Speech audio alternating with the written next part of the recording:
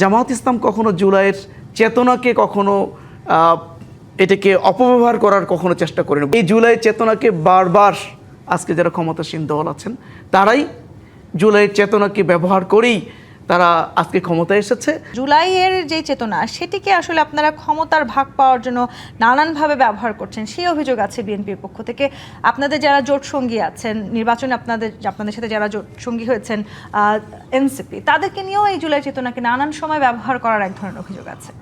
আমি শুরুতেই আজ থেকে 2 বছর পূর্বে ছাত্র জনতার যে আন্দোলন, বিশেষ করে ছাত্র যে যৌক্তিক একটা দাবি নিয়ে যে আন্দোলন শুরু হয়েছিল, সেই যৌক্তিক দাবির উপরে যখন দমন নিপীড়ন চালিত তৎকালীন ফ্যাসিবাদী আওয়ামী লীগ সরকার এবং দমন নিপীড়ন আইন শৃঙ্খলা দমন নিপীড়ন চালানো এবং অত্যাচার নির্যাতনের মধ্যেও যখন তাদের আন্দোলনকে তারা থামাতে পারেনি, একটা পর্যায়ে নির্বিচারে গুলি চালিয়ে তাদেরকে হত্যা করে এই আন্দোলনকে দমানোর চেষ্টা করেছিল, যেটি একটা পর্যায়ে সারা বাংলাদেশের আপামর জনতার বলা যায় যে সিম্প্যাথি অর্জন করেছে এবং একটা পর্যায়ে আপামর জনতা রাজপথে নেমে এই আন্দোলনটাকে গণবিস্ফোরণে পরিণত করে ফ্যাসিবাদী খুনি হাসিনার পতনকে নিশ্চিত করেছে। একটা পর্যায়ে তিনি বাংলাদেশ থেকে পালিয়ে যেতে বাধ্য হয়েছেন।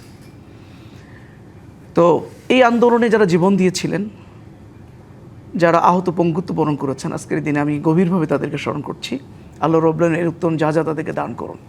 কিন্তু দুর্ভাগ্য হলো যেই চেতনা নিয়ে, যে স্পিরিট নিয়ে এই জুলাই গণ অভ্যুত্থান সংগঠিত হলো, আজও আমাদেরকে সেই স্পিরিটের দিকে এখনও আমাদেরকে স্বপ্ন দেখতে হয়। সেই স্পিরিট এখনও বাস্তবায়ন হয়নি, সেই চেতনা এখনও বাস্তবায়ন হয়নি। হ্যাঁ, আপনি বলছেন যে জামায়াত ইসলাম কখনো জুলাইয়ের চেতনাকে কখনো এটাকে অপব্যবহার করার কখনো চেষ্টা করেনি, বরঞ্চ এই জুলাইয়ের চেতনাকে বারবার আজকে যারা ক্ষমতাসীন দল আছেন তারাই জুলাইয়ের চেতনাকে ব্যবহার করেই তারা আজকে ক্ষমতায় এসেছে এবং ক্ষমতায় আসার পরে জুলাইয়ের চেতনার কথা বললেও জুলাই চেতনার সম্পূর্ণ বিপরীত কাজ করছেন।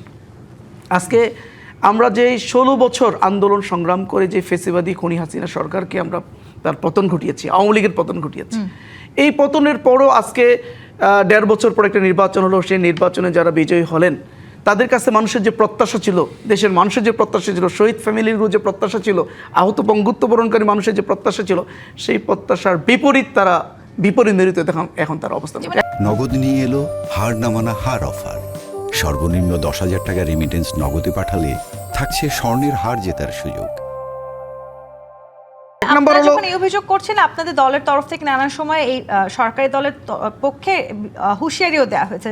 জামায়াতের আমির বলেছেন যে জুলাই সনদ অনুযায়ী সংবিধান সংস্কার না হলে জনগণের কাছে ফিরে যাবেন, আপনারা রাজপথে নামবেন।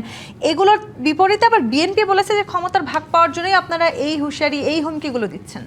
না না, আমরা শুরুতে কি বলেছিলাম? আমরা বলেছিলাম যে নির্বাচনের পূর্বেই জুলাই সনদকে বাস্তবায়ন করা, রাষ্ট্রীয় সংস্কার নিয়ে আসা। তারা বাস্তবায়ন করবে জুলাই সনদ বাস্তবায়নের জন্য তখন এই যে 32টা রাজনৈতিক দল যারা দীর্ঘ সময়ে বসে বসে বসে বসে একমত হলো অনেকগুলো বিষয়ের উপরে, রাষ্ট্রীয় সংস্কারের বিষয়ের উপরে, সেই বিষয়গুলো যদি নির্বাচনের পূর্বে যদি এগুলো বাস্তবায়ন হয়ে যেত, বাস্তবায়ন হওয়ার পরে যদি এই নির্বাচনটা হতো, তাহলে আজকে নির্বাচন পরবর্তী সময়ে জুলাই সনদ বাস্তবায়ন করা না করা নিয়ে যে আজকে প্রশ্নটা দেখা দিয়েছে, যে দ্বন্দ্বটা তৈরি হয়েছে, যে অনৈক্যটা তৈরি হয়েছে, একটা নির্বাচনে আগ পর্যন্ত তো আমরা 32টা রাজনৈতিক দল পক্ষেই ছিলাম, জুলাই সনদের পক্ষে ছিলাম। জুলাই সনদ বাস্তবায়নের ডিসেন্ট তো ছিল বিএনপির। জি, নোট অফ ডিসেন্ট তো ছিল বিএনপির। তখন নির্বাচনের আগে যখন তারা জুলাই সনদে যখন তারা সিগনেচার করেছে, তারা কিন্তু বলে নাই যে, কারণ যখন জুলাই সনদের যেই 84টা বিষয় যখন সেখানে নিয়ে আসার, তখন কিন্তু বিএনপি বলেনি যে 8টা বিষয় বাদ দিয়ে তারা একমত হয়েছে।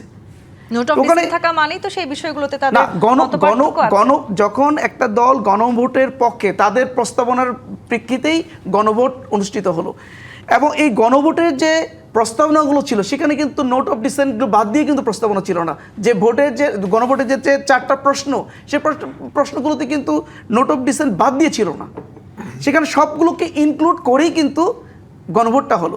এই গণভোটের 70% মানুষ গণভোটের পক্ষে রায় দিল এবং বিএনপির যিনি প্রধানমন্ত্রী তারেক জিয়া, তিনিও গণভোটের পক্ষে প্রচারণা চালিয়েছেন এবং তিনিও গণভোটের পক্ষে ভোট দিয়েছেন। কিন্তু নির্বাচনের পরে এসে তারা ক্ষমতায় যাওয়ার পরে এই গণভোটের এই গণরায়কে তারা আমি উপেক্ষা একটু করছে। একটা প্রশ্ন করতে চাই দেলোয়ার হোসেন, আপনি যেটি বলেছেন মানে নির্বাচনের আগে এটি বাস্তবায়ন হয়ে যাওয়ার উচিত ছিল বলে আপনারা মনে করেন, মানে নির্বাচনের আগে বাস্তবায়নটা হবে কি করে? সংবিধান সংস্কার যদি একটি সংসদ না থাকে, কি করে সেই সংবিধানই বা সংস্কার হয়? না, সেটার জন্য তো সেখানে তো আপনার এক নম্বর হলো একটা এটার ওয়ার্ডার হয়েছে, জুলাই সনদ 2025 একটা ওয়ার্ডার হয়েছে, মানে অধ্যাদেশ জারি করা হয়েছিল। সেই অধ্যাদেশের পরিপ্রেক্ষিতে পরবর্তী সময়ে আপনার গণভোট হলো। গণভোট এবং জাতীয় নির্বাচন যখন একসাথে হলো, কথা ছিল যে নির্বাচনের পরবর্তী সময়ে প্রথম যে সংসদ হবে সেই সংসদে নির্বাচিত সংসদ সদস্যরা একই সাথে তারা যেভাবে সংসদ সদস্য সে শপথ নেবেন, অপরদিকে তারা সংবিধান সংস্কার পরিষদের শপথ নেবেন। সেই শপথ তো বিএনপি নেয় না। এই না নেওয়াটাই তো আজকে অনৈক্যের কারণ, আজিজুল বারী খেলাল, বাস্তবায়নের ক্ষেত্রে প্রধান বাধা হয়ে দাঁড়িয়েছে।